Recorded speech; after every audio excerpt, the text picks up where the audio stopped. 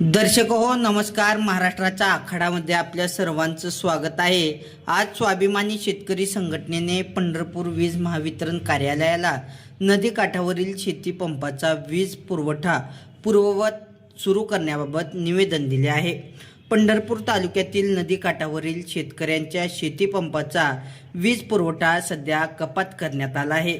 ऐन उन्हाळ्याच्या कालावधीत पिकांना पाण्याची अत्यंत गरज असताना वीज पुरवठा बंद किंवा कपात झाल्यामुळे शेतकरी मोठ्या अडचणीत सापडले आहेत। सदर भागात ऊस, मका तसेच इतर नगदी व भाजीपाला पिकांचे मोठ्या प्रमाणावर उत्पादन घेतले जाते।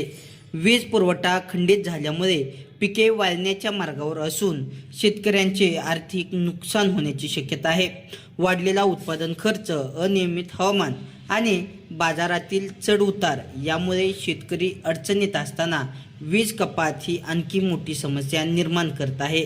म्हणून नदीकाठावरील शेती पंपाचा वीज पुरवठा तात्काळ पूर्ववत सुरू करण्यात यावा, तसेच उन्हाळ्यात नियोजित व नियमित वीज पुरवठा देण्यात यावा अशी मागणी स्वाभिमानी शेतकरी संघटनेने निवेदनाद्वारे केली आहे।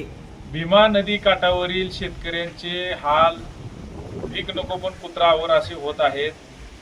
मागील महिन्यामध्ये नदीला पाणी नव्हतं, नदी कोरडी पडली होती आणि आता नदीला पाणी आले तर लाईट नाही। म्हणजे शेतकऱ्यानं मागच्या महिन्यात नदीत पाणी नाही म्हणून पिकं जळत होती आणि आता नदीला पाणी असून लाईट बंद केल्यामुळे पिकं जळत आहेत। त्यामुळे भीमा नदी काठावरील शेतकऱ्याचा संयम आता संपत चाललेला आहे। मी आपल्या माध्यमातून या सर्व प्रशासनाला आवाहन करतो की आपण या शेतकऱ्यांना वेठीस धरू नका, कारण शेतकऱ्यांना वर्षभर हाताच्या फोडाप्रमाणे जपलेली पिकं तुम्ही लाईट बंद केल्यामुळं आपल्या डोळ्यासमोर जळण्याची वेळ आलेली आहे आणि जर आमची पिकं जळाली तर भविष्य काळात या प्रशासनाला आम्ही कोणत्याही प्रकारचं सहकार्य करणार नाही। जर वायरमन परत आमच्या डांबावर चढायला आला तर त्याला सुद्धा खालनं धुरी द्यायचं काम आम्ही शेतकऱ्याची पोरं केल्याशिवाय सोडणार नाही।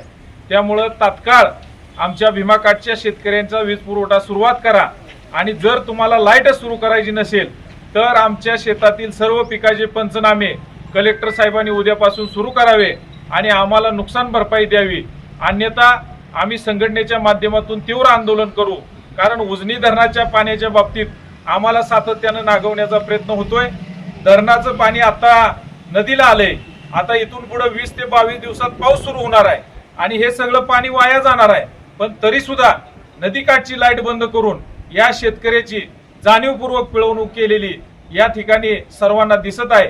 त्यामुळं आता शेतकऱ्याच्या संयमाचा अंत होत आहे। तरी प्रशासनाने आणि पालकमंत्री सर्व जिल्ह्यातील नेत्यांनी सगळ्या पक्ष पार्ट्या सोडून आपल्या जिल्ह्याचा दबाव गट तयार करावा असंही शेतकऱ्याच्या वतीनं मी या सगळ्या नेत्यांना आवाहन करतो। कारण उजनीचं पाणी, लाईट या बाबतीत आपण सर्वजण प्रत्येक वेळी नागवण्याचं काम होतंय आणि सर्व कारखाने जर चांगल्या पद्धतीने चालवायचे असतील तर आपण नदीकाठचा ऊसच जळाला तर कशाच्या आधारावर ही कारखानदारी चालणार आहे।